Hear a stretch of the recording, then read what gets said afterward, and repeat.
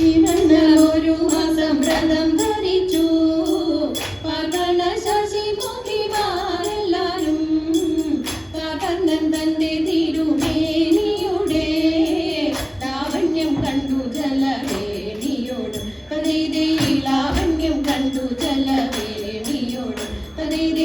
അതിൽ നീന്തി കളിക്കണം നമുക്കെല്ലാത്തും